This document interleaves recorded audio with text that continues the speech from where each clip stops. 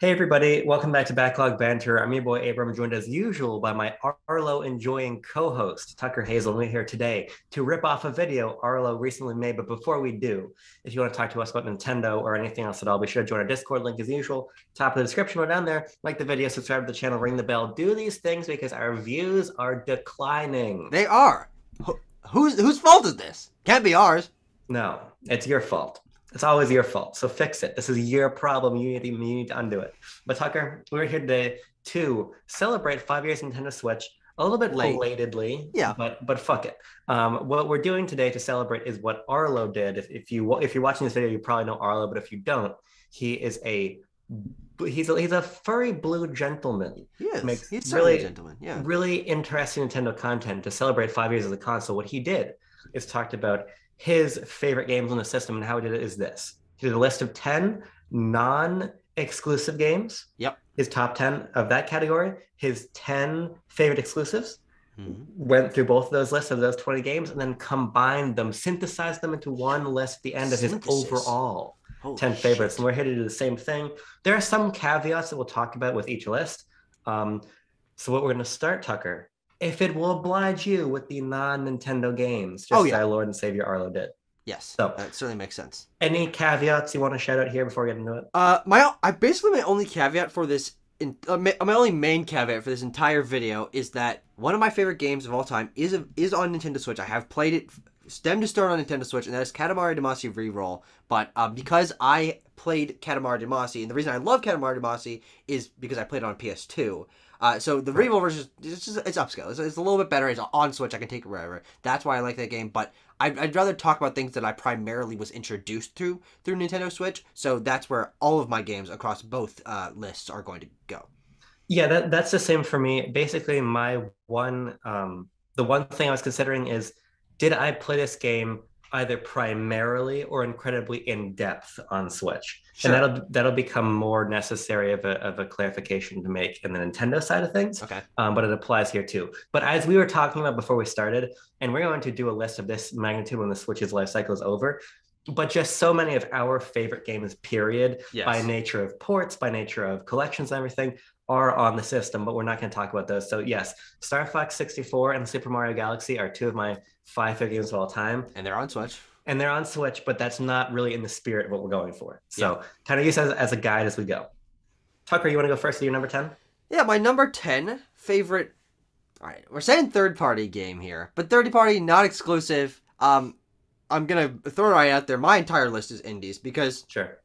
I don't really play, and I was actually looking through my Switch just a few minutes ago trying to figure out which like, specifically third-party games from, like, a major publisher have I played on my Switch, and that number is surprisingly limited, so none of them crack this top 10, but I've got a beautiful top 10 of indies here. All right. My number 10 being Undertale, which is a game I didn't play for the first time on Switch, but I hadn't beaten it until I got it on Switch. Sure. And my friend sat me down, just play Undertale, and I'm sitting in his house, we're on his couch, and I start the game at like 8 p.m. and I do not go to bed. We just stay up and we play through Undertale in one sitting. My first ever completed run is a pacifist run, which I think is the best way to play the game, and I had a blast. I think it's not uncommon for people to be singing the praises of Undertale. Right. It is one of the most creative, influential indie games of the past 5 years, 10 years, whatever. When this fucking game came out, who even knows? But I don't even know. Phenomenal game. Yeah, Undertale is in my QUE to play, actually. When, I don't know, Yeah, but it's coming. within the next 30 years. There is suddenly between a convergence of factors that I can talk about on camera and can't talk about on camera, a lot of like pressure on me to all of a sudden play Undertale. Yeah. From a lot of different sources. So we'll see. The other caveat I'm going to make before I get my number 10 is that if you know me in any way, you know that I'm not a list maker and I'm an indecisive motherfucker. Yeah. So I want to make it explicit. The games I'm talking about here are my ranked in order of preference as of this minute. As of April 23rd, 2022. Yeah. So whenever this fucking video goes up, who knows? But the list might have already changed. But as of right now, here's my list. Yeah. Okay. And number 10 for me is Ape Out. Oh. Ape Out, fucking awesome little game. It's basically if you take Hotline Miami, but you Monkey. Yes, Hotline Miami, but monkey. And it's got this amazing jazz fueled soundtrack and game Mm, design. So effectively, you're playing as this monkey who's escaped. Ape Out. The title spells the entire thing. yeah. But it's this beautiful, beautiful art style, and you're basically jazz is all about improv, and the gameplay above Ape Out is all about the improv too, as you're trying to find your way through the stages and to really double down the whole jazz element when you because you don't have a gun because you're a monkey. Yeah. What you do is you basically pick people up and you throw them into walls, and when you throw somebody they explode into Or into like other stylized pieces. blood and everything. Other Yes, people. true. And you hear like a crash of cymbals. So Yeah. as you're going, as your momentum builds over the stage, you're creating this improv jazz soundtrack that builds and rises with you as you're running through the game. It really is exceptional. It's a simple concept, but it's this sort of twist on with the jazz infused presentation that Yeah. really sells the game. It's fucking fantastic. Yeah. Very cool game. I haven't beaten it. I've probably played an hour and a half of it or something like that. But Yeah. maybe that'll be something I knock off my plate to just have it finished at some You point. should. It's a short one. I played it like on a trip one day. Damn, was it like a trip across the entire country? How a trip is I very was indiscriminate. flying to Florida.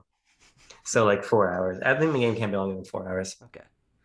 My number 9 is a game that we actually reviewed here on this channel, and that's not going to be the only time that caveat comes up. Believe it or not. But Sayonara Wild Hearts is Oh. is just what a cool fucking game. Yeah. I'm not traditionally a rhythm game fan, but I think the way that this game uses action combined with rhythm to create a really fluid music infused, very visually striking gameplay experience is just phenomenal. And it's not a game I find myself thinking about particularly often, but whenever it's brought up, I'm like, oh, yeah, Sayonara Wild Hearts, yeah. Yeah, it's a phenomenal game. It's my favorite rhythm game. It was on the short list for this list, but it barely was edged out. And so, but it did make the shorter list. No, it didn't make the shortest list. Yeah, the shortest list, yes. My next game, my number 9, is you ready for it? Abzu. Abzu is a wonderful game. For people who aren't familiar, it's made by Giant Squid. A lot of people who used to be part of that game company who made Journey left to make a very similar, like cerebral, narrative-driven walking simulator, as I believe you coined, which is did I still say that? fantastic. Ooh. Yeah, you did. I like this game more than Journey. I think that's a pretty hot take. But I think that it is just beautiful. It's a perfect length, and I come from the coast. I love the water. That is the earth like element that is like the most resonant to me. I don't fucking know. Like some people love the mountains. Some people love like the fields, the fires. But for me, it's the ocean. And I think few games capture like the spirit of the ocean more than this. Absolutely. I just think this game is absolutely amazing, and I'm going to replay it soon on my Switch OLED just to see it. Oh, yeah, that's a good pull. Now, this is a game that would make this list if I'd played it on Switch. It's one of my all-time favorite games. I'm in the same boat of I love Journey, but I do think that the aesthetic of this one and the variety of it pushes it up a little bit more for me. Also, fuck, that Austin Wintory score is so good. Everything about Abzu is phenomenal. So amazing game. If you haven't, go play it, fuckers. Number 8 for me is SteamWorld Dig 1. SteamWorld Dig is a game that was everywhere quite a few years ago, but I primarily played it for the first time on Nintendo Switch. And you play as Rusty, and you make your own little Metroidvania path as you're digging down this hole, and you go back up, you sell things, you get upgrades, and what a gameplay loop. Good Lord, what a gameplay loop. What a nice aesthetic, lots of fun little characters. I think everything about SteamWorld Dig 1 is just super charming, really tightly designed, and I highly recommend it. Not a very long game. It can't be longer than like 6 hours or something like that. I thought you were going to say you meet Rusty and plays real deal baseball. No. My next game is definitely higher on your list. That is my number 8, which is a short hike. I love a short hike. Spoilers. I think we talked about it recently on the one episode of BLB that we came back and did, then disappeared again. I believe I titled that video "It's Back for Now," which is, I think, a very apt title. Yes.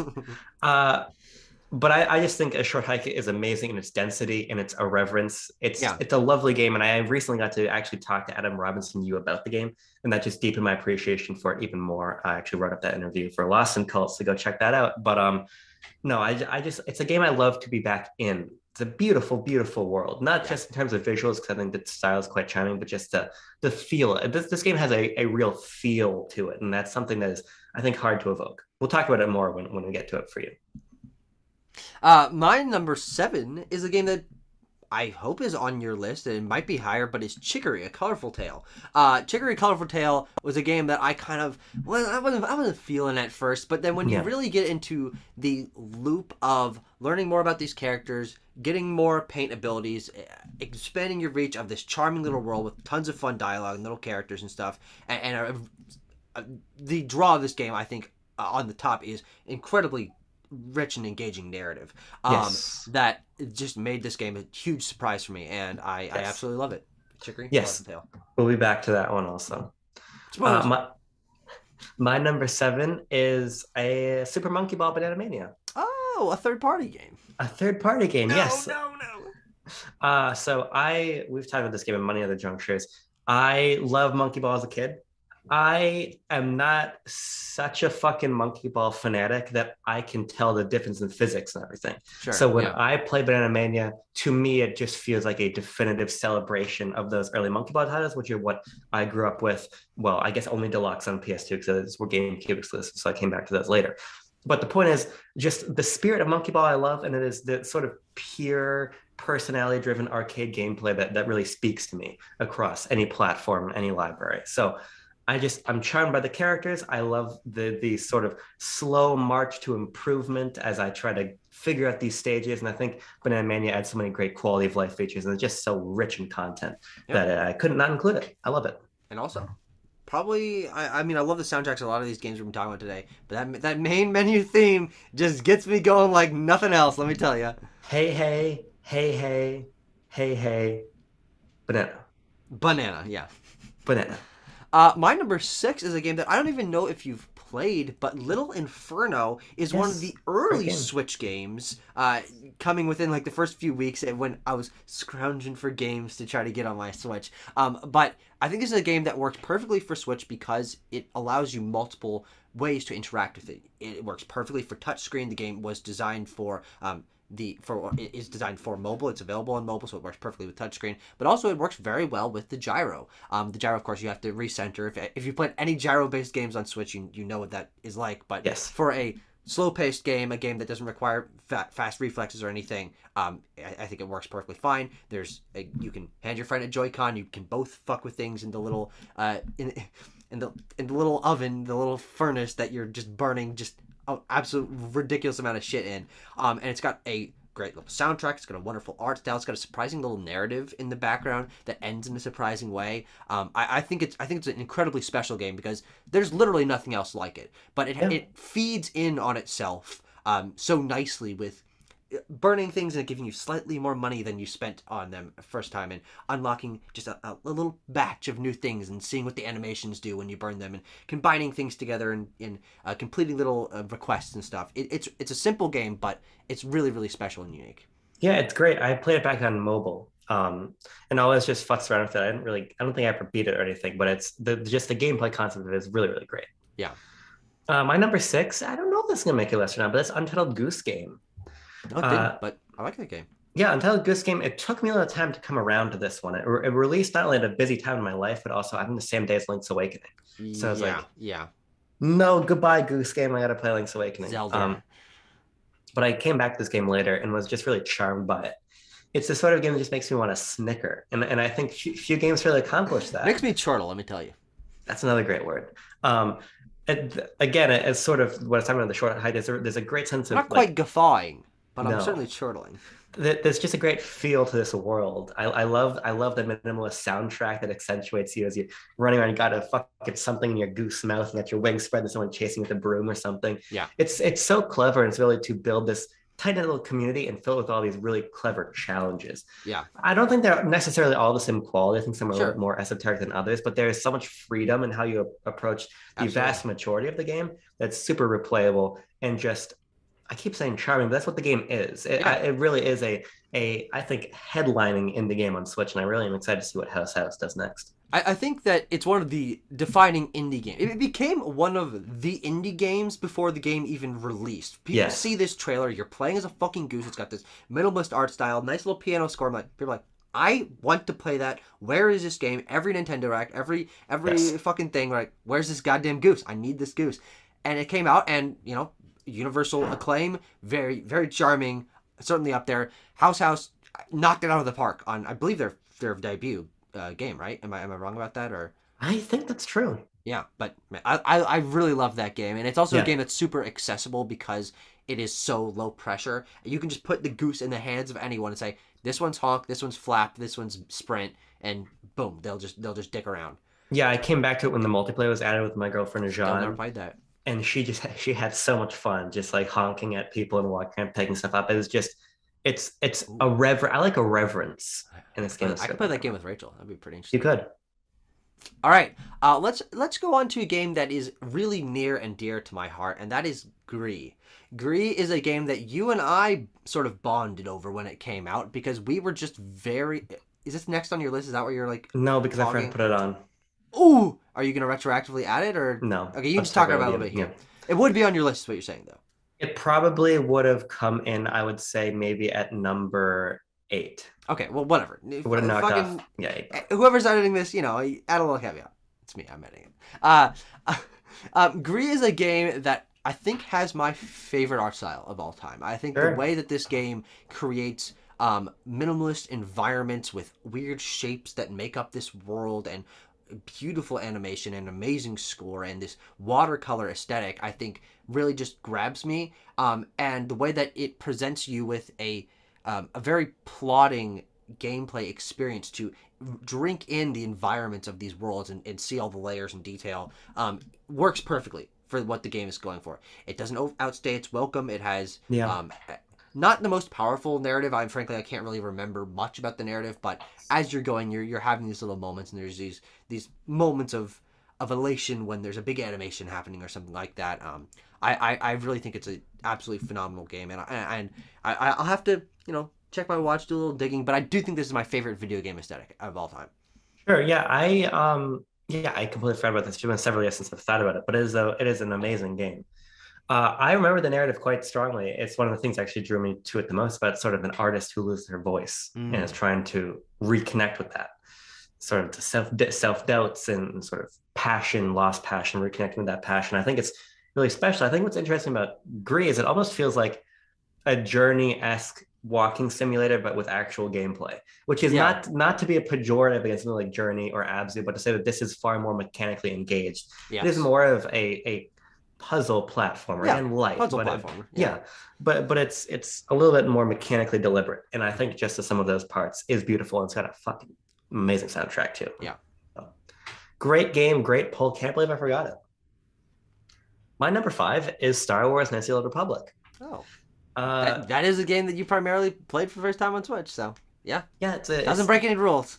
Makes me no. feel really awkward and gross inside, but I'll allow it. As I said before, KOTOR remake could very easily be one of my favorite games of all time. If they don't fuck it up. Right, If it comes out. right. This one I think I'm confident will come out. The Sure. fuck it Yeah. up part, we'll see. Aspire, great studio for the preservation of Star Wars legacy, but we've never seen them take on a project of this scale, so we'll see. Yeah. I've got confidence, but I'm definitely a little bit skeptical, but we'll see. Besides the point, KOTOR, as a humongous fucking Star Wars nerd, What? is an amazing way to step inside this universe in a different and nuanced perspective. I think that its sort of status as a defining Western RPG is so earned, and I think setting that in the context of the Star Wars universe is so exciting because the depth of these dialogue trees and the amount of customization you have over your characters and narrative and growth throughout the Mhm. adventure allows you to be so immersed in Star Wars. But even just as an observer, as a fan of game design and mechanics, I think that there are not many games that have morality systems and dialogue trees and writing of this caliber, even Sure. since. Yeah. BioWare really knocked it out of the fucking park here. And while I think the gameplay is definitely aged in a way that is not ideal, if you drop the difficulty a little bit, you play with a guide, it is more than satisfactory once you learn the basics of the battle system and you can just engage the narrative and being in that world, and the gameplay doesn't feel like a roadblock but more of just a thing you do as you Sure. progress through the narrative. So I was really impressed by the game, especially for 2003. Loved it. One of the defining Star Wars games. Really hopeful that the remake can just bring every element of the game to the quality of those character choices and Yeah. and those RPG elements. Let's hope so. Star Wars. Whatever. We're talking about Picross, baby, because Picross S4 is my number 4 favorite Ooh. third-party game on Nintendo Switch, and I could have had other Picross games on here, but I decided to go for variety and use Picross S4 as my Picross stamp of approval here on this list. This is the first game that I played that was Picross based, and it really got me very into the formula. And if you have been following BLB since its earliest days, I brought up a Picross game in most BLB videos, in most discussions about favorite games of each year or whatever. Yes. There's no fucking stopping me. So I'm not going to go on a huge tirade, but simple puzzle games, simple aesthetic, really high quality, lots of content. Recommend. My number 4 actually is quite similar to Picross, and that is Wolfenstein 2, the New Colossus. This is probably my favorite non-Halo first-person shooter of all time. Sure. I think that Wolfenstein: The New Colossus is fucking awesome. It takes what is a really exciting sort of alt future gameplay narrative structure from Wolfenstein: The New Order, and just cranks up the zaniness to 12. It's this sort of obviously classic Doom Wolfenstein era shooter tenets of no recharging health and all of that sort of retro design philosophy mixed with this alt future. But then you get almost like it's like if Quentin Tarantino came in and said, scratch that, it's not weird enough. And the characters you meet, the scenarios you're in New Colossus, crazy. The gameplay I loved from New Order, but just a personality that takes Wolfenstein to a place that it sort of pokes at, I think, in New Order, because New Order is not straight-laced by any stretch of the imagination. Mm-hmm. But there is a quality here that is unmatched in characters of grace, and especially there's one sequence, because I know you're going to play this game at some point, with Blazkowicz's wife towards the end of the game. That's just like, okay, we're just going there. Yeah, my friend Travis, when I was writing for with him at Gaming Trend, wrote, and I think it's the best way you could possibly say it, because he reviewed the game when it initially came out. He was like, with the New Order, Machine Games established a new franchise. Sure. But with the New Colossus, they wrote their manifesto. And I think that's precise. This game is awesome. Giving Wolfenstein a wacky identity, and wacky balanced with like historical nonsense identity is really special. You go to the moon. I will get to that game eventually. Spoilers. All kinds of shit. And it just feels good to shoot Nazis in this game. It is satisfying in the sense that it is not uber precise. If you drop difficulty a little bit, you can play it more like Doom opposed to a cover shooter. You dual wield, you run out, you fucking throw hatchets and everything. Whew. Sheesh. Good game. Let's return to our roots. Of course, we're talking about a short hike, a game that we've talked about numerous times here on this channel. This is another one that we have certainly obviously reviewed. It was one of our earlier reviews, but it's a game that's very special to me because it was just a surprise. Honestly, I didn't expect there to be such a tight-knit quality in every corner of this game, and a charm and a wit and a uniqueness that few games strive to do. It takes the open world formula that we've been beaten into our fucking heads forever, but makes it a small open world, a really manageable open world, a sandbox, a toy box that you can really just mess around with and get very good at. The game is so short that it invites you to replay in terms of speed running and optimized route and tech, quote unquote, with learning the movement opportunities that you have. And there's so many little bits and bobs that are in the environment, and these funny little characters with beautiful like irreverent writing where they speak in like really short bursts, but it's just absolutely entertaining. I don't think there's anything I don't like about a short hike. I think it's a pretty perfect game for what it's going for. Yes, you can beat it in an hour, but what's wrong with that? It's like, that's the perfect length for this game. It's also $8, so just go buy the fucking game. Yeah. My number 3 is another one we're going to circle back to, and that's finally Chicory. We are circling back. Yeah, circling back to it, yeah. I echo basically everything he said.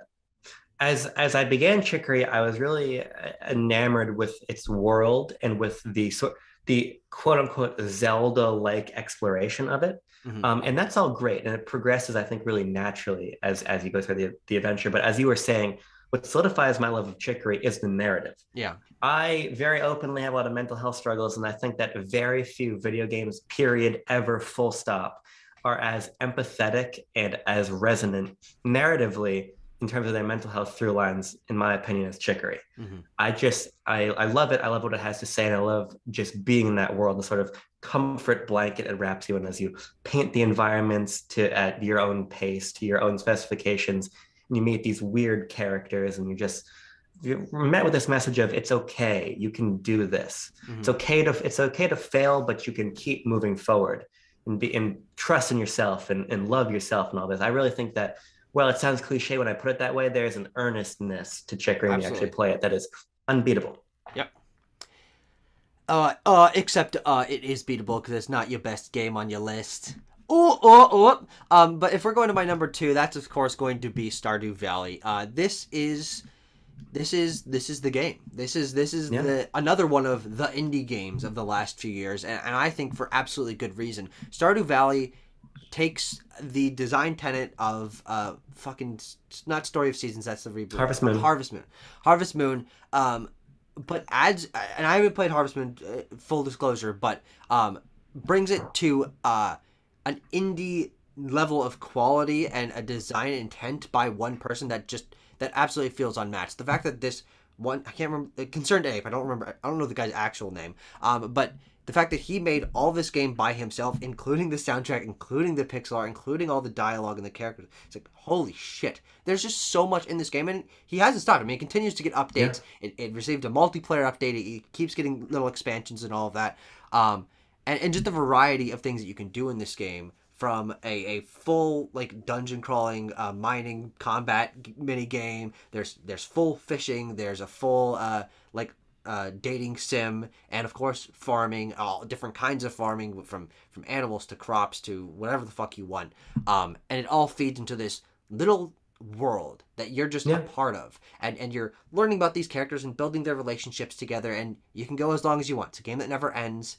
And I really think it's phenomenally special, and it's a game that sucks you in. You know, you finish one in-game day in like 25 minutes, and you're like, I hold on, tomorrow my crop's gonna be ready. All right, let's finish that up. And then that day finishes like, oh well, now that I have money from selling my crops, I can buy this thing that I've been wanting. And it feeds into itself so perfectly that I've lost nights playing this game. Just like, well, okay, I'll just do one extra thing. Oh, okay. But because of that, it's one of my all-time favorite games, and it's also a game that's super easy to bond over, because anyone who likes Stardew Valley pretty much likes it for the exact same reason. I've increased the depth of my friendships to this game. Stardew Valley is probably one of the best games that I just don't like. Yeah. And that's where I come down to it. I've got so much respect for the game, but I tried it when it came to Switch, and I see why everybody loves it, but it's too much for me. My peanut head can't comprehend Stardew Valley. My number 2 is a game that my peanut head had to expand to understand, because there's so much fucking shit on the screen at one time. That's of course Ikaruga. Oh wow, I didn't realize this would be up there so high. Oh yeah, Ikaruga. Every time I replay it, it like edges closer and closer into just my favorite games of all time, period. Yeah. I think that Ikaruga is like everything I want out of a video game. It's gameplay driven, it's about skill, and it's wrapped in a presentation in a world that feels like mysterious and badass, but not overbearing. Mm-hmm. There is a narrative here, but the narrative doesn't fucking matter at all. The game's made by Treasure, so first of all, it doesn't make sense. Second of all, literally, they're like, chapter loading, read the text, no, goodbye, shunk into the game, right? It doesn't care about that. It establishes its world through like the environments and through that kicking soundtrack, which is one of my favorite soundtracks of all time. And just the experience of squeezing your ass cheeks together as your hands, big pool of sweat as you're trying to color switch to dodge through more projectiles than you could possibly count. It's just a gameplay experience that I think is unmatched. And it is, for as crazy as it is so accessible too, because you can just say, no, I want to never lose. And you can just play that way and slowly learn and empower yourself as you figure out each boss. This is a masterpiece. A masterpiece! Absolutely. Yes. It's a game I haven't played. All right, we're here to the big boys. Number 1, SteamWorld Dig 2. What I say about SteamWorld Dig 1, fucking just repeat all of that. However, just make it better. Just slightly better visuals, slightly better writing, slightly better expansions to the lore, but I think categorically improved expansions to your move set in terms of giving you a fucking jetpack and more variety of areas to explore, and a little more side quests, a little more area, a little more variety. Like, it is everything that the first game built, but improved on every way. And I praise SteamWorld Dig to the moon, but I do think that this game being just categorically better across the board makes the first one feel like a baseline. So both these games are all my favorite games list. I think they're both phenomenal. Yeah. But if you're going to play one, play two, because I believe that it's a flawless game, and it's one I will recommend to anyone for all the reasons I mentioned in one, but just more betterer. My number one is also SteamWorld Dig 2. That's horseshit. Yeah, you're right. That's not true at all. That's a great game. It didn't quite make my list, but it's a great game. My number one is Tetris Effect Connected. Yeah, what do we expect? At the same time that I put this as my number one, I also went to the front page of my backlog profile and logged it as one of my 5 favorite games of all time. What? I think that this game is perfect. And the experience, the audio-visual experience of Tetris Effect Connected is unparalleled. And the emotions that it evokes through that soundtrack, co-mingling with the visuals and the HD rumble and everything, it's a sort of immersive storytelling that only games can convey. Mm-hmm. On top of the fact that it is Tetris, so it's that perfect arcade gameplay that I love. Yeah. Beautiful game, emotionally resonant, mechanically rock solid. I think the only 10 out of 10 I've ever given in a review. A written review? Yes. Oh, interesting. Yeah.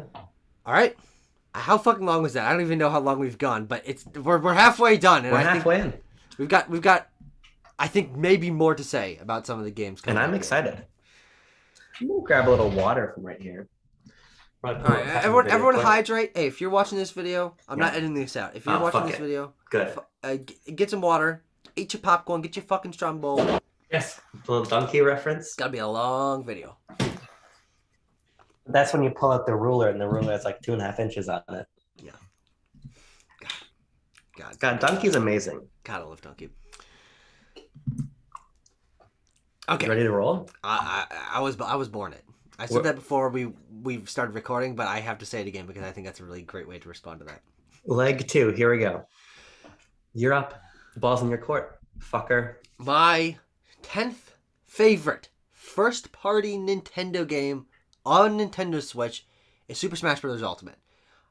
There's nothing wrong with Super Smash Bros. Ultimate. I don't think that's a controversial statement. Maybe you can complain a little bit about World of Light or fucking Spirits being worse than trophies or whatever, but I do think that this game is maybe one of the most impressive video games of all time, just on a on a conceptual level. It's like they did this. This is the real thing that happened, because it's one of the few times that a video game reaches the level of hopes and dreams that everyone is saying, like, oh man, I really wish they just went this extra mile. And of course, Sakurai just goes that extra mile in every facet of this game, and there's such an attention to detail and variety here. And I think with the history of the game, now that it is complete, and the DLC that has been added, and the tendrils that is reached itself into by grabbing the impossible characters of Minecraft Steve and Sora and Ridley and King K. Rool and Banjo and Kazooie, and just be like, no, we can do it if we just try. And like, it just, I love every Smash game. I don't really know how much. I haven't played much of Smash 64.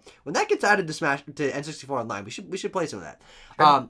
But I think this game just blows the other ones out of the water, because it is what you love about those other games, but just more. And with that extra, it's got an extra Sakurai sauce that the other games had, but he just dumped a little more sauce into this game. Yeah, it's the best Smash Brothers game, and we're going to talk about it much later on this list. Yeah. My number 10 is Pokemon Let's Go Pikachu. To me, this is not only the best Pokemon game on Switch, which is, by the way, our top 10 Nintendo games are going to be so much more controversial than what we've talked about in the other ones, I think. On the third-party ones? Yeah, I think so. Yeah, because they're just all great indie games. Yes. Not that all of these aren't great games as well, but like, we're special people. Yeah.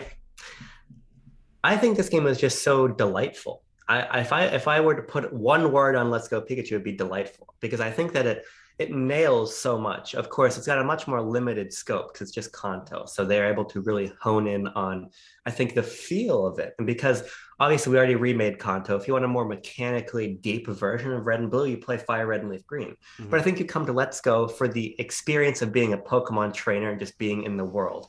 I think that the following Pokemon have never been better. I think that the overworld Pokemon is such a great addition. The art style is absolutely beautiful. It's a breezy and just compelling way to revisit Kanto with the added spin of the Go mechanics, which I really love. I love the Go style mechanics for catching, especially in touch handhelds. You can use a touchscreen and everything. It is a simple Pokemon experience, but it is a very defined and well executed one.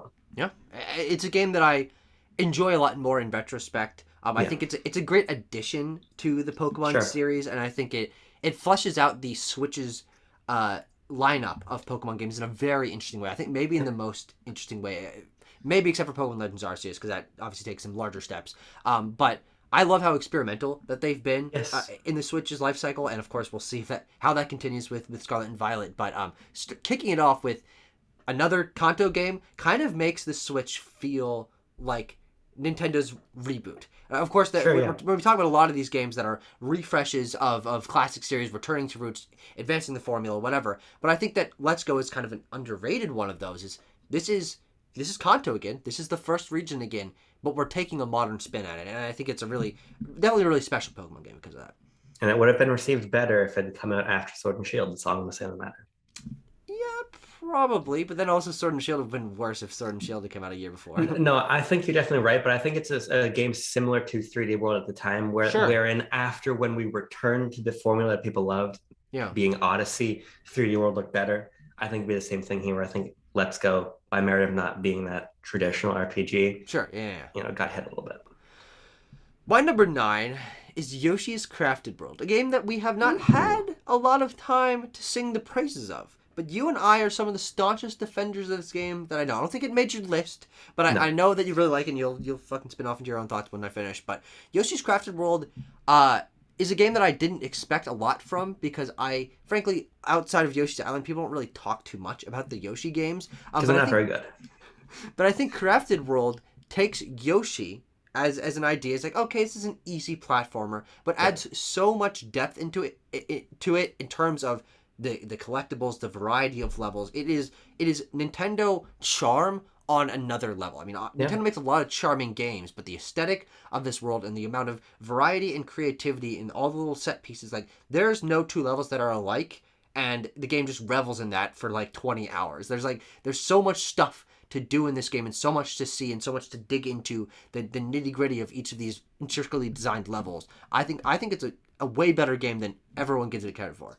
Yeah, I think everybody is fucking fundamentally wrong about this game. I think it's lovely. I really think that Yoshi's Island is so good that the direction of the series afterward was let's just make Yoshi's Island again, and it didn't work. I think Yoshi's Island DS is okay. Mm-hmm. I obviously New Island is not very beloved by basically anyone.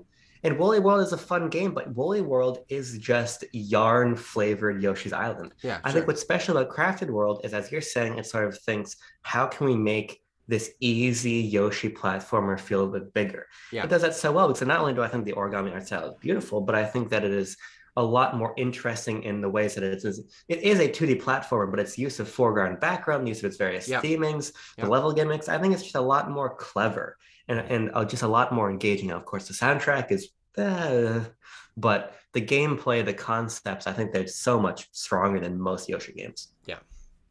I haven't played Yoshi's Story. Not that I'm probably going to. No, I think that game is bad, actually. I talked about it on BLB one time, but I'd love to hear your thoughts on it. Fuck that fucking game. It's fucking strange.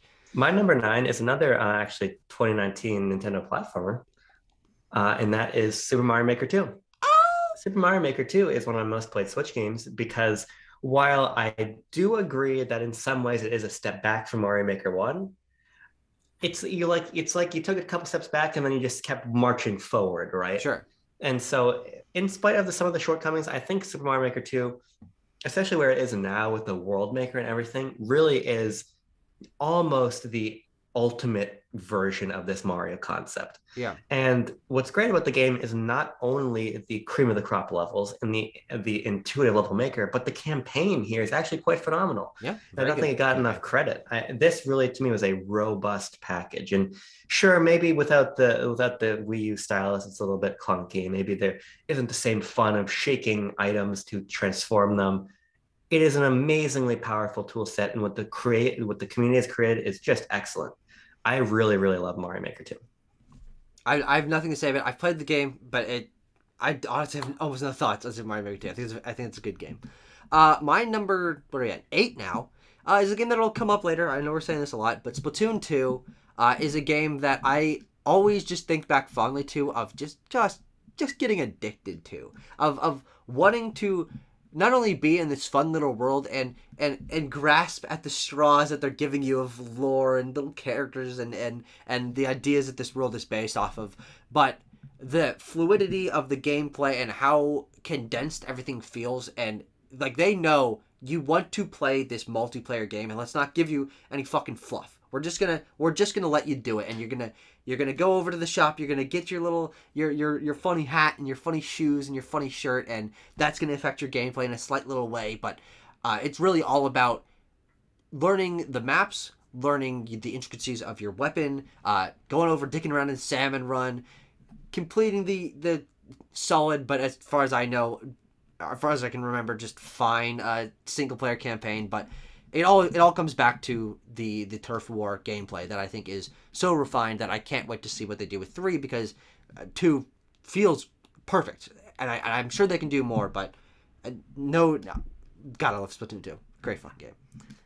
My number 8 is Pikmin 3 Deluxe. Now, I got my Wii U in 2014, so it was after Pikmin 3, which was really the defining 2013 Wii U title. Mm-hmm. And for whatever reason, I never really got into it when the Wii U was commercially relevant. I had it towards the end of its life when it was a Selects title. I picked it up pretty cheap after Christmas one time, Yeah. but never really dug into it until Pikmin 3 Deluxe happens. And I go through the entire game and I'm just enamored with it. And now I've completed both Pikmin 1 and Pikmin 3, played some Pikmin 2. I do think 3 is the strongest.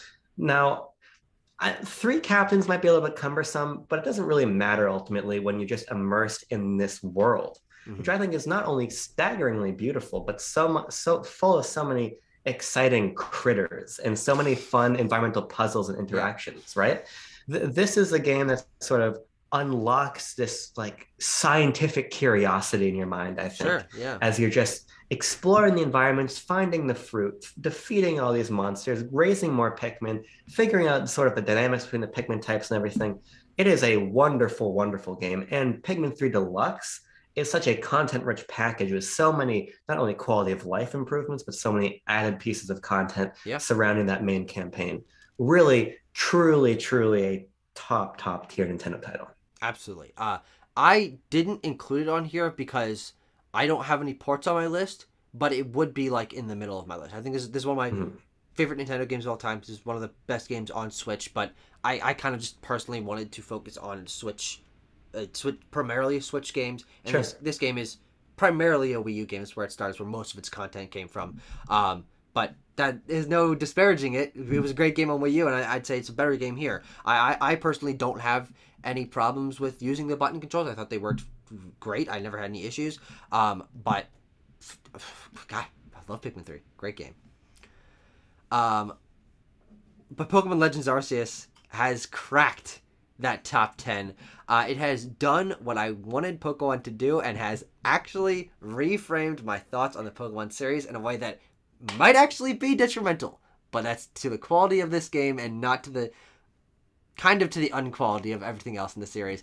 Because unlocking the Pokemon formula from its stringent roots and giving you flexibility, giving you options, giving you more control over the pacing of the game, and not just like bonking you on the head with a hammer every 3 steps with a fucking Zubat or a fucking trainer that has 2 Bidoofs and you don't want to deal with them. Like, the gameplay structure of this game has made me realize that why I like Pokemon, and I always knew this fucking deep in my gut, but why I like Pokemon is the world, is the aesthetic, is the charm of it all, but not the gameplay. I don't really care about the turn-based battles. I when I'm battling a wild Pokemon or battling a trainer, I'm just like, I'm getting this over with so I can go catch another Pokemon, see another town, talk to another side character. But in this game, they're like, no, just do what you want. Engage with it at your pace, and I think it's so special because of that. I'm really curious to see if they're going to be able to merge the freedom that this game has allowed, which I think categorically proves on the Pokemon experience, into the main line with a more engaged story with more towns. There's only one fucking town in this game. It certainly is not a perfect game, but I think for what it does for the Pokemon series that has been largely stale for 25 fucking years, it cannot be understated. Yeah, I think while I don't like the game, it is the brick through the proverbial window that the series needed. And if it Yeah. is able to retain, I think, the really great concepts of this game and apply them to a stronger framework in Scarlet and Violet very easily could be my favorite in the series by now. God, But so we'll God, see. those games are coming this year. Yes. Fuck. My number seven, I think, is your number one. That's Super Mario Odyssey. Super Mario Odyssey to me is really special in its creativity. We recently just talked about it when we were talking about the games we were most hyped for before launch, Mhm. and a lot of that translates here. Obviously, so much of my love of this game comes from experiencing it Yeah. and getting to know the kingdoms, getting to know their inhabitants, learning the little secrets and everything, and then of course just the movement. The Mhm. movement is will never be beaten in a 3D platformer, I think, ever. Mario's never felt better. He will never feel better. And no non-Nintendo platform is ever going to come fucking close to the way it feels to manipulate Cappy and Mario in Yeah. these environments. On the back of all of that, on the back of the creativity of that game feel, it's my number seven. As I have said before, I have issues with the moon structure and the game structure itself, which holds it back from being like number two or three for me. Mhm. But I will never discount the creativity and the movement. The movement. Yes. God. All right. Let's head over to let's head over to some fucking tropical paradise, if you know what I'm saying, to talk about Animal Crossing: New Oh, Horizons. okay. A game that's so important to me because it was the only game I cared about for like 3 months. Uh, everyone knows the story that it came out at the beginning of the pandemic, but it's a game that I associate with freedom and comfort because of the way that my life changed at the moment that it was released, and because of how I think that it does improve on the Animal Crossing formula. We've talked about this ad nauseum. It's a tad bit of controversy between this. We're shooting daggers at each other, but I found the gameplay innovation of New Horizons to be the refresh that Animal Crossing needed, and though I have not experienced it, the DLC that they have added to it, I'm sure makes it better. But it's not a game that I have returned to because it's a fucking time sink. This game is a fucking time sink, and it was a time sink for like 4 or 5 months of my life.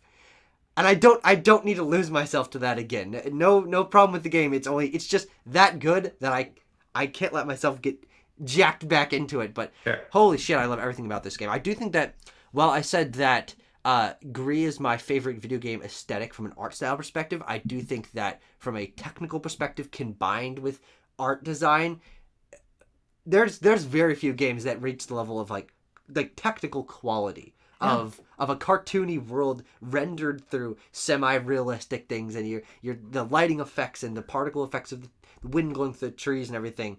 This game is gorgeous to look at, phenomenal soundtrack, lots of fun characters. I think an amazing gameplay loop. One of my favorite games of all time. Yeah. Yeah, I mean, it's not a secret if you've watched the channel that I don't think Animal Crossing New Horizons is all that for me personally. All that. It's definitely my least favorite Animal Crossing game I've played of the mainline ones. But I'm certainly coming around to it more as years go by. Even though I have pretty fundamental issues with its core loop, I think that again, it's a game of vibes. And then I do think that while the DLC rollout has been, I think, pretty poor and ridiculous, it's dried up for Nintendo's second best selling game on the system. Yeah. It's still a really charming and needed game. And I would like to revisit it now that all the content's out and I could try Happy Home Paradise, I believe, Yeah. which I still haven't touched at all, and see if I connect with it even more, because I went from being like, Animal Crossing New Horizons, like, yeah, Animal Crossing New Horizons. I see it, I appreciate it, and I'm slowly warming to it. So Yeah, I do think that maybe both of us should give it a shot with the extra content that's added that we have through the NSO expansion pass, because I remember one of your issues in our first few videos talking about it being the fact that they, obviously they revamped it for a lot stricter customization and stuff like that, and freedom over the world, but they didn't lean too far into that. Though I'm from what I remember about them showing off the DLC pack is the way that you can just go granular with literally everything may have knocked it into, okay, this is just a really granularly designed game that of course takes it away from what Animal Crossing was, but maybe leans far enough into it for you to appreciate it more now. Yeah, as I always said, it's not the Animal Crossing game I want it to be, but if it's not going to be that, I want it to really own its new identity, and I didn't feel like it did that at launch. Yeah. But as you're saying, with the new farming mechanics and the more things to craft and everything, it very well might be that now. So I think it'll be actually very fun to revisit it in the video down the line. My number 6 is Metroid Dread. Wow. Metroid, easily one of my favorite Nintendo IP. And when you come down to the two strands of Metroid, 2D Metroid and Prime, I've always vastly preferred 2D. Even though I'm now like almost maybe like what I'll have with Animal Crossing New Horizons. I've been warming up to Prime and love Prime 1 and plan to play 2 this year also. But I've always loved 2D Metroid. And Mercury Steam came in and made not only a good one, but the best one, I think. I just think that the again, actually similar to Mario Odyssey, what cements this game's excellence is the way Samus moves. Yeah. The movement here is so phenomenal. And in the context of Metroidvania, all about your platforming exploration, feeling really great when you're moving around makes the entire gameplay loop like butter.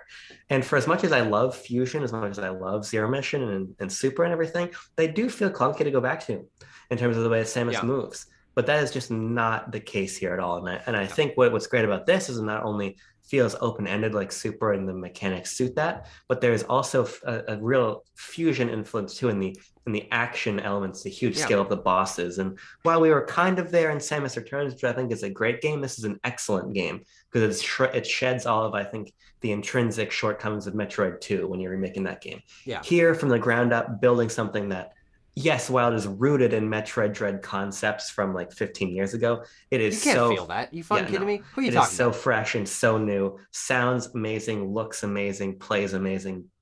Banger game.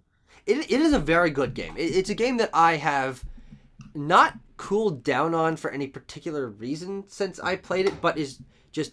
I do think that it is not special enough for me. I wish that they had gone one extra tick of creativity in the world design or something like that to make it slightly more memorable, but it is my favorite Metroid game. I do think it is one of the best Metroidvanias. It is so fucking cool to see 2D Metroid come back, and not just come back with a remake like Metroid with Samus Returns, which I haven't played, but as far as I know is a good game, but with probably the best 2D Metroid game of all time. Like, 2D Metroid is back and better than ever, and who the fuck thought we would be saying that? But the Switch has kickstarted so many series, as we talked about a lot of these games, but I think this is maybe one of the most important ones, because now Metroid is back in the cultural consciousness in a way that is very good. This is not Federation Force, this is not Other M, this is not just putting out remakes or collections or whatever. No, this is a new game, it's original, and it is great, and that's really important. Where the fuck are we? Top 5. ARMS. This is my favorite Nintendo IP on its own. From a conceptual standpoint. Now, can I stop you for a second? Do you mean period? No, I mean, maybe. But I mean, like, in terms of percentage of games that I love 100% of games in the ARMS franchise. Sure. As opposed to a couple of Pokemon games I'm not a big fan of, a couple of Mario games that don't really click with me. 100% of games in the ARMS series that have resonated with me. And it is one of my favorite games of all time. Maybe because it's not popular, frankly. I'll put that out there. Maybe the fact that ARMS, it gets shit upon fucking constantly from every angle, makes me be like, no, fuck you! ARMS is great! But I do think that I have an arm to stand on with this one, because I do think that this is what I like Nintendo doing with their new IP, is just taking a fucking idea to be like, no, fuck you, we're doing it, and we're going all the way with it. And just the way that the design philosophy of stretchy arm fighting game bleeds into every facet of the game, and the characters and the lore, and they're just constantly making fucking spring jokes all the time. Like, this game is so focused on its idea, and I really do think it executes it perfectly. It is, I think, in its focus, it lacks variety, but within its focus, it is exactly what it needs to be, is a unique fighting game for like the first time in video game history. A unique fucking fighting game with its own idea, and there is nothing like it. And I just think back to every aspect of this game, and it just puts a fucking smile on my face, because this is Nintendo's design philosophy and weird hardware gimmick and software gimmick and everything like meshed together into one just quirky little thing, and I think it's so special. You make a very compelling case for ARMS, and you have over the years. And if I still own the game, I'd love to get back to it. I need, next time that there's a sale on it, I can get it for a reasonable price. I want to get back into it, because I think a lot of my issues with ARMS were probably rectified by the post-launch content that I just didn't give the time of day to. Yeah, sure. Because I agree with you. I think it's like beautiful synthesis between Nintendo's hardware and software. It has amazing characters. That gameplay and that content depth wasn't quite there for me. Yeah. But it might be now, because it was significantly built upon a post-release, which I think it was the early example of Nintendo using this format not quite right. This sort of games as a service model. But man, I'd be so happy with an ARMS too. Yeah. I mean, frankly, I take the creativity of ARMS over large portions of the Switch library. Sure. Yeah. So even though the whole package doesn't stick the landing, I really think ARMS is neat. It's also, I think, we'll have to like get our fucking microscope out and make sure we know what we're looking at. But I do think it's one of the best looking Switch games. This game has a visual polish beautiful. That is quite phenomenal for a game that launched 4 months into the life cycle of the Switch. But it is a gorgeous fucking game. Yeah. Another one I actually think, by the way, with a different release timing would have done a lot better. Like, if that had been a launch game, I think ARMS would have been bigger. Maybe. Yeah.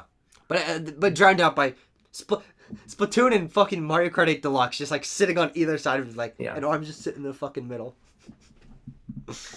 My number 5 could be recency bias, but I don't think it is. That's Kirby and the Forgotten Land.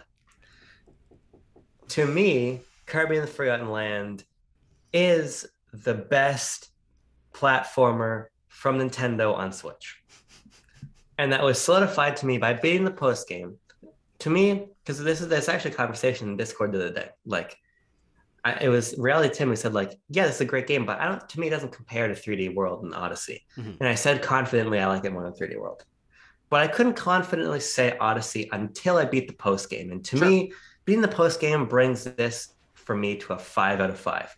Because what this game does, not only does it reinvent the Nintendo franchise that I think needed reinvention arguably the most out of all of this series that got it on Switch, but it puts it in a context to me that feels airtight, that feels content rich, that feels so deliberate in its post game and its side challenges and everything, that I want to keep returning to it. I'm always thinking about this game, because whereas I think that, Odyssey to me falters a little bit in its structure, this game to me doesn't at all. It knows exactly how to make a 3D platformer that is linear but vast and centralized around, I think, one of the best hub areas in any Nintendo platformer, even comparing that to like Isle Delfino and things. To me, this game is just phenomenal. It's phenomenal in its ability to make Kirby more than it was. And as I played more and I got deeper into that post game, and I came to really appreciate the copyable, the upgrades and the nuances to those and the depth and everything, I came to really realize how everything here just interlocks, I think, almost perfectly. This is, to me, one of the absolute crowning achievements of the Switch era. This game should be on my list. I'm not gonna lie. I think I might retroactively.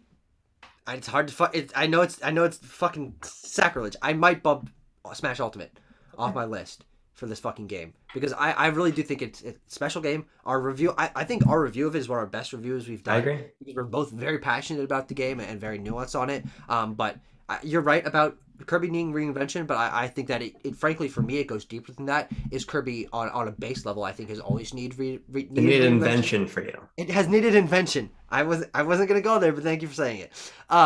And this game, in its quality, in its variety, in its taking a look at what makes Kirby work and placing it into an almost entirely new context. There are very few design tenets taken from the older games. But I think it's a kickstart for the Kirby franchise that I hope will continue. I hope we don't dip back into the Wii U and 3DS era of games being similar and having mediocre spin-offs and stuff. Like, it's been what, 4 years since the last mainline Kirby game, and we've barely gotten any spin-offs in between there. I hope HAL just like uses this as a chance to take a deep breath and like keep on with quality from here on out. And of course, that's not going to last forever, but I do think this is a great stepping stone. A phenomenal stepping stone. It's a great fucking game. God, I love the game. Yeah. Fuck. I've been listening to the soundtrack again. We didn't give the soundtrack enough credit. I've been listening to the soundtrack on my own. I really do think this game is a great soundtrack. Yeah, I think that my point about there being not enough motifs ended up not being quite accurate, especially into the post game. Which, by the way, because I know you didn't play a lot of it, does also fix the boss issue. Not only in terms of the boss issue of there not being enough original bosses. Oh, okay. There are not only does every boss have a new version that is aesthetically different and has different movesets, but there is also a secret final boss that is very cool. Fire Emblem Three Houses is my number 4. And this game is pretty flawed, but I do think that it is incredibly special in a way that made me love a gameplay format and series that I had literally never touched before in my entire life. I became so obsessed with Fire Emblem Three Houses that it made me rethink like what kind of gameplay formats I like, because before that, if you tell me a fucking strategy RPG, my brain can't. This is me like late 2018, early 2019. Strategy RPG, my brain's not big enough for that. I'm not going to be able to deal with that. It's going to take too much fucking effort, like, whatever. But when I'm placed into a context of characters that I care about, I want to learn how to use these characters in a way that connects me to the gameplay. And I do think this is probably one of the best written Nintendo games of all time in terms of the characters and their development and their relationships and stuff. There are barely any other Nintendo games that attempt this, but I think this knocks it out of the park and makes me so excited to revisit other Fire Emblem games, which of course I have. I've played Birthright and Awakening, which I think are also excellent games, but placing it into a context that does add variety, I think, in a more substantial way than people maybe give this game credit for, with Garreg Mach Monastery being a hub world and allowing you to see characters in external contexts and have the world be contextualized in a way that is not just a fucking menu like past Fire Emblem games have, I think is very important. And it gives this game a groundedness to its story and characters that lets you connect to them in an even deeper way. I think it's a very special game, and I really can't wait to see what they do next, because this game is clearly a first step into having a hub world and having these side missions and stuff. Well, I think it does them very well. They definitely can be done better, and it can fucking look better. This game is gross. But I think kind of a lot like Pokemon Legends Arceus, this is such a great stepping stone that is so special in what it does, but it can be done better. And I'm really excited to see what Intelligent Systems does with their next mainline series, next entry. Yeah, this game is not on my list, but by merit of me only having 10 spots, not by any shortcomings of the game. I do have my issues with it, but I agree with you. I think it is just Fire Emblem, but bigger. Yeah.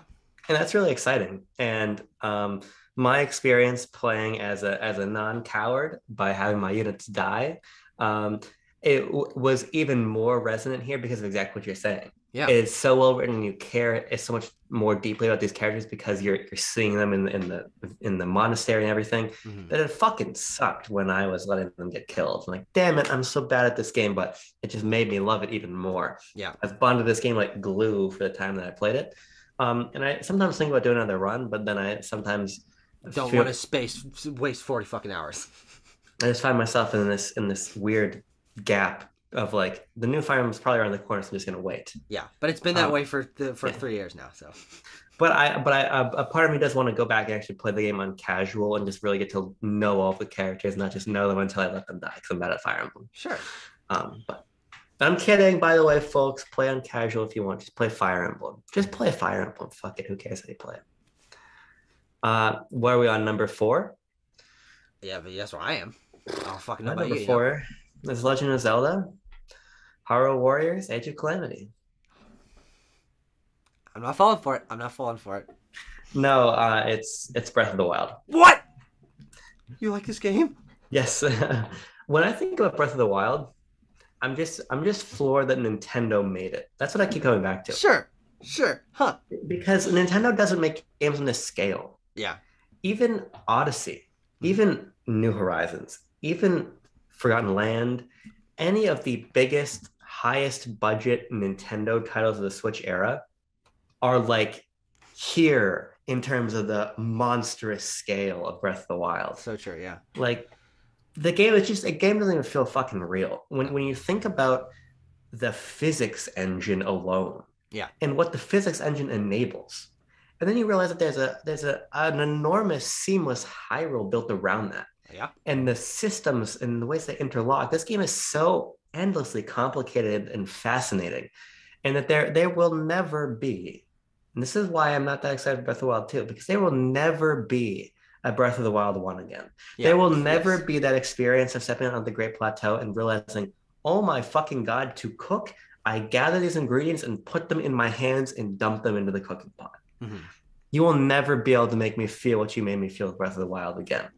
And while I think the story is largely hokum, pardon my language, and while I think the Divine Beasts are not that good, those are things that stop this game from being untouchable, right? Yeah. Breath of the Wild to me is touchable. But you touch it, you're gonna get burned because you shouldn't go fucking with the quality of Breath of the Wild. You Because should this is you a shouldn't level... try to touch the sun. You can. It is there. But you're gonna burn yourself if you Yes. fucking try. Yeah, This is great my game. number 3. So we're doing a little fucking Breath of the Wild rock block here. This is a game that everything you said stands true. Completely agree with it. We're basically on the exact same fucking page with this. I don't Yeah.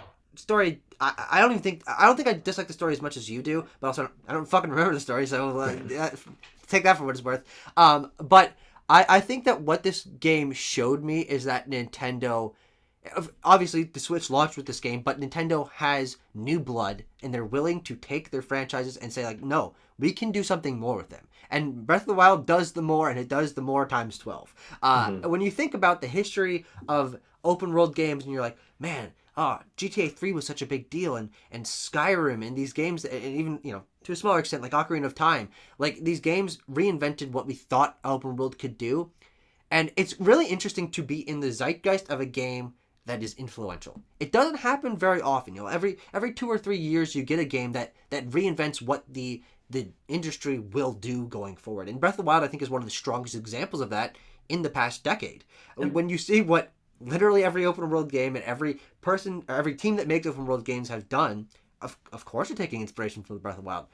Because it's widely considered one of, if not the best game of all time. And that doesn't happen very often. And I think we're kind of in that moment right now with Elden Ring. I think we're kind of reaching another one of those moments like, oh shit, this is going to change things. But I think Elden Ring takes cues from Breath of the Wild and expands on them in their own way and applies the FromSoft format to it. Like Nintendo and FromSoft working together at like Breath of the Wild and Elden Ring, like these pillars of open world design. It is what I praised and what you praised A Short Hike for times like literally 1.5 million or whatever the fuck. Like if you wanted to map out the size of what's it called, fucking Eagles Peak or whatever in A Short Hike and apply it to Hyrule, like there's very little unused ground here in terms of explicit design. In terms of there's a Korok seed here, there's a hill that looks kind of funny here. Like they applied a design to an open world that I didn't think was possible, and they fucking did it. It's God, holy shit. And the one thing I want to say is I know you feel like there will never be a Breath of the Wild 1 again, but I don't think that's I say possible, and maybe I'm just being a little bit too optimistic for the future, but someone else is going to do something of this scale in the future, and it will make Breath of the Wild feel like it was leading to this. Like things build. There will be another game in the future, but there may not be one that is personal to us. Breath of the Wild came at a perfect time in our lives when we were just getting into owning our own, both our own first consoles that we got. Like all of this stuff leads to this game being incredibly special. But I think you're right. It is touchable in a way that something else can build on this. We can have that experience again. My number 3 is Mario Kart 8 Deluxe. Whoa! Mario Kart 8 Deluxe, I think, is... Bimbo shit. I think it is... This game is untouchable. You want to talk about Breath of the Wild being touchable? Yeah. To me, this game is untouchable in the sense that you can say what you want about there being another game that will feel better than Breath of the Wild. There will never be a race that feels better than Mario Kart Deluxe. Nintendo brought those mechanics to such a fucking point here that's incredible. And I thought that it couldn't get better than Mario Kart 8 on Wii U, but then it did with Deluxe because what Deluxe does is it takes Mario Kart 8 and puts it in the framework of a complete experience. Mm-hmm. Because not only are there the amazing tracks that we've been racing around for years, there was a full battle mode. Because battle mode in Mario Kart 8 sucked. Yeah. And that's back in Mario Kart 8 Deluxe, and it's, in my opinion, better than it's ever been before. To me, this is just a fucking gobstopper of local multiplayer fun. This is the go-to local multiplayer game for me. I've gotten so much mileage out of it with my sister, my girlfriend, cars, with with just friend groups in general. But it is so packed full of stuff to do, and it's about to double in size with the booster course. Yeah, this is a game that I can just play and play and play. And while I will have to a certain point say, hey, Sean, can we play something other than Mario Kart today? That's just because she wants to play it every day, because who would want to stop playing? This is a timeless gameplay experience, I think. Yeah. And the reason why, yeah, I want a new Mario Kart game, but I don't boot up Mario Kart Deluxe and say, man, this feels old. Of course not, yeah. I just say, man, this is so amazing that I want more. And we're getting it with the booster pass, so... We're getting old with the new for the more. Yeah, but any excuse for me to be back with these mechanics and this attention to detail in the character animations, and they do their tricks and the perfectly balanced items and finding the shortcuts and everything, like the pros of Mario Kart apply here, but they're just fucking polished and polished and polished. This is, in my opinion, Nintendo's best multiplayer game. Sure, I guess I don't agree, but you're entitled to that opinion. Yeah, it's a game that I have a lot of respect for. I think you're right. I can't say it's untouchable. I do think that they can do more. I think they can do better. Sure. I think Mario Kart 9 could be better, but also that's because I don't have the reverence for this game that most people have. I do think it's the best Mario Kart game, and it's one of those yet another one of the entries in a fucking series on Nintendo Switch that I think does stand as one of the best of its series, if not of its genre of all time. And I have a lot of respect for the game, but I don't give a piss about it. I do not give a fuck. I do not give a fuck about Mario Kart Deluxe. But I do give a gigantic fuck about Xenoblade Chronicles 2, and I really am curious to see if I can get sucked back into a world of a Xenoblade scope and scale and quality with 3. I don't know if it's possible. I'm frankly kind of hesitant for it, but I'm very excited for the possibility, because thinking about my experience with Xenoblade Chronicles 2 is really quite peculiar, because I had never played an open world RPG of this length and scale to the amount of time that I put into it, except for Breath of the Wild. But Breath of the Wild is a little more engaged with its flexibility and stuff, but Xenoblade Chronicles 2 does edge it out for me because I do think it is more creative. Frankly, I think that the world that they've created here of people living on the backs of giant monsters in a fucking sea of clouds, and you're playing as a guy who dives into the clouds for treasure, and he's got a sword that's his girlfriend on the side, and all these fucking wild characters and the scenarios that are put into, and the emotional beats that the game puts you through so slowly. This game takes such a long time to build, but I think it is ultimately worth it because there's such a quality to the characters here and their dynamic and the world design and how varied everything is, and how the vast majority of the side content is pretty much indistinguishable in writing quality that as the main story. Like, I got sucked into this game and its world and its systems in a way that I don't think people give its systems enough credit for, because I do think that the combat here is convoluted, but it's convoluted because it knows that it needs to be in order to be this engaging once you understand it. It takes a while to understand it. I completely understand that. I might have even dropped the game at some point if I wasn't able to get into that, but I do think that there is a quality there in the way that each of the combat systems feed into each other, and the progression is almost unmatched to me. I fucking love this game. Yeah, this is another one where it's like, this is somebody else's masterpiece. So yeah. I'm glad it's yours. My number 2, Tucker, is another Nintendo multiplayer game. Now I have to clarify, but Abram, Mario Kart 8 Deluxe is Nintendo's best multiplayer game. It's not your favorite. And I would say yes, because here's the thing with Mario Kart 8 Deluxe. Mario Kart 8 Deluxe epitomizes Nintendo's accessibility and scalability. everybody, doesn't matter who you are, can play Mario Kart 8 Deluxe and love it.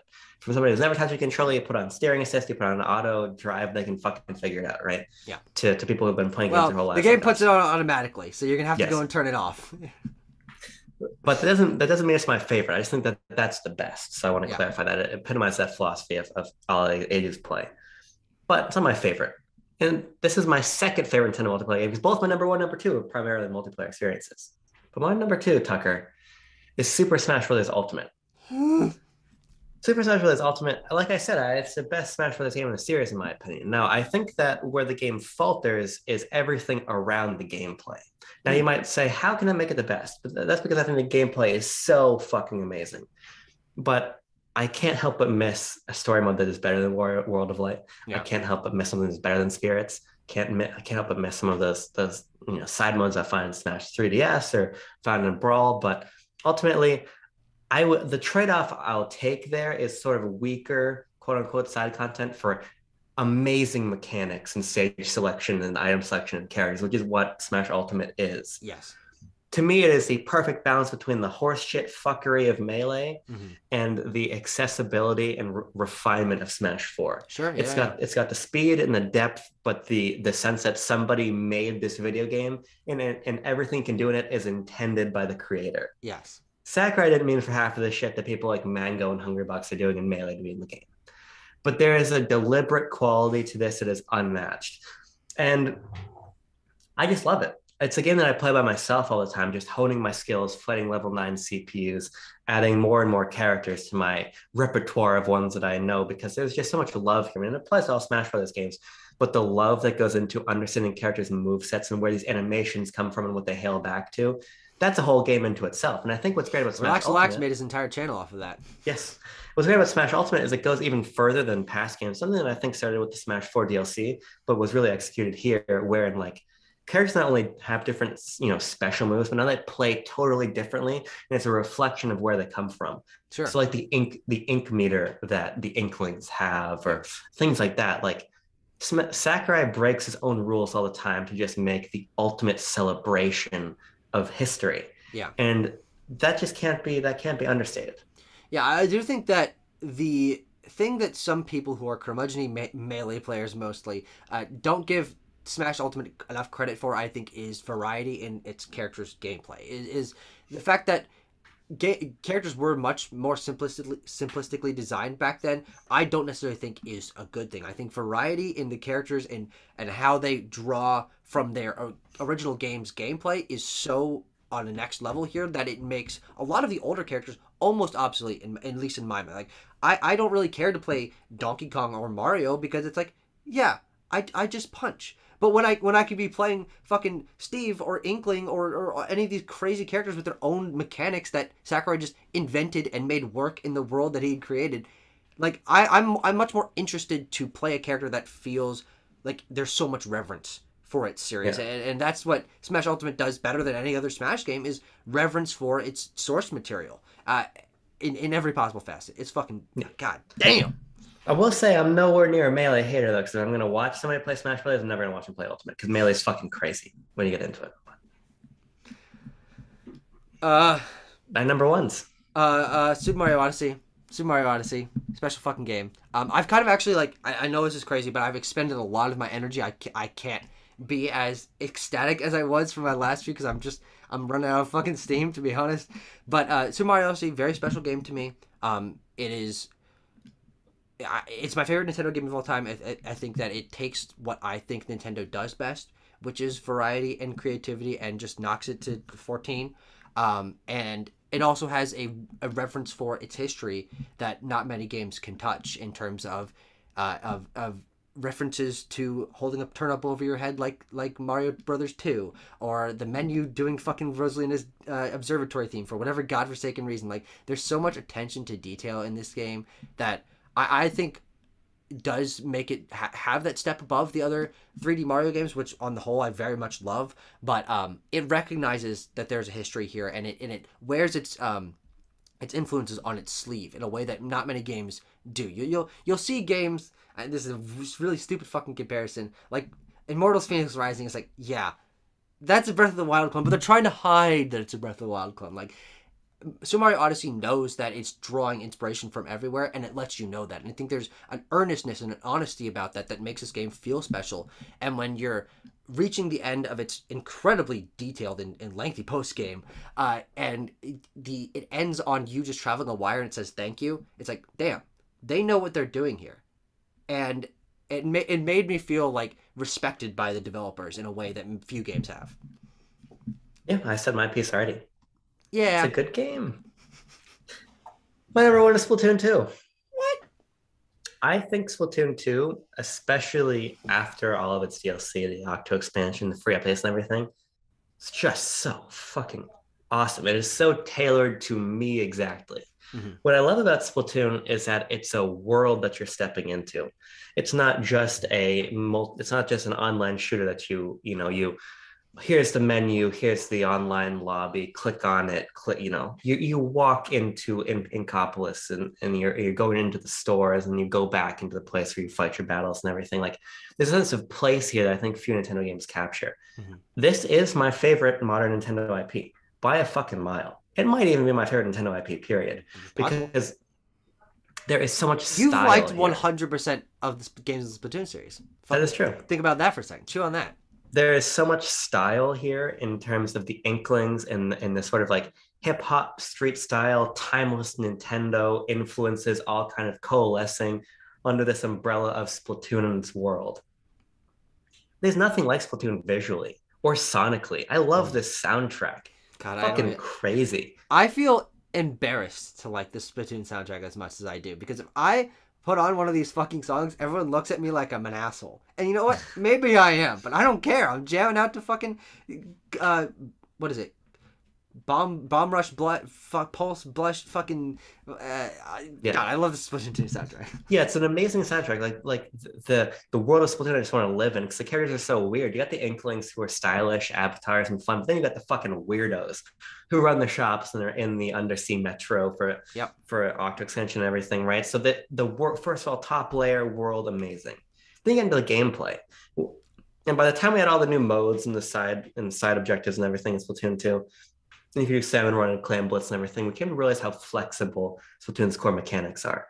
What I love about Splatoon on the most basic level from the top to the bottom here, is that it is just about shooters thinking differently. This is not your traditional shooter, because it makes you conscious of your environment in a way that you're not often. Now, obviously, you need good positioning in any shooter to do well, but there's a deliberate emphasis placed on the targets who aren't your opponent. And I think that enables so many interesting ideas for the modes, makes traversal so much more compelling than it usually is in a shooter. Like, the very concept of let's shoot things other than the target and you leave an impact.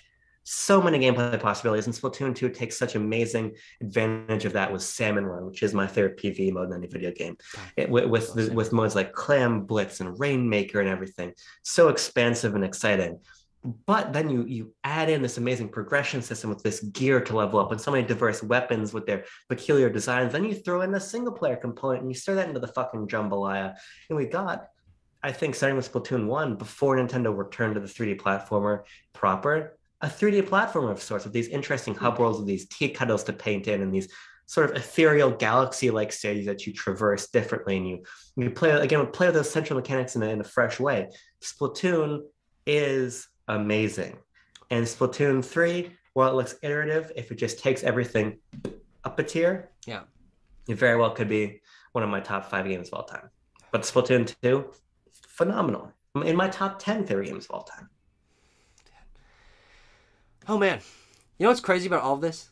Yeah, we only overlapped like half of our lists. I think that is to the variety and pretty goddamn consistent, surprisingly consistent quality that the Switch's first party library has, and also third party, as we kind of touched on, the breadth of games and ports and collections and stuff that the Switch has is close to unmatched. I mean, obviously the modern Xbox consoles have this depth of history as well, but I love the Switch so much, and I think it's because of all these ideas that it has. It just has so many ideas, and each of these games that we've talked about has an idea that very few games reach, and there's still plenty more we didn't fucking talk about too. Good God Almighty! So let's edit out with our combined lists. For this, we're not really going to talk about this. This is for the sake of you to know what our 10 favorite Switch games are. So we're just going to go back and forth 10, 10, 9, 9, reading out titles so you know if we were to intermingle those exclusives and non-exclusives, what our 10 favorites are. So Tucker, why don't you read out your number 10? Number 10, Splatoon 2. Super Mario Odyssey. Pokemon Legends, Arceus. Metroid Dread. Stardew Valley. Chicory, A Colorful Tale. Animal Crossing, New Horizons. Ikaruga. ARMS. Kirby and the Forgotten Land. SteamWorld Dig. 2. Mario Kart 8 Deluxe. Fire Emblem. 3 houses. Legend of Zelda Breath of the Wild. Legend of Zelda Breath of the Wild. Super Smash Bros. Ultimate. Xenoblade Chronicles. 2. Splatoon 2. 2. Mario Odyssey. My number one. Wait, how'd that fucking happen? I said my number one. What? So just that connected. Oh, holy piss! I didn't realize you liked that more than fucking Splatoon. Jesus, it's crazy. I gave it away. I said that I added it to my top 5 favorite games of all time. Oh, yeah, that's fair. Yeah, yeah. that happened. Yeah, Switch happened.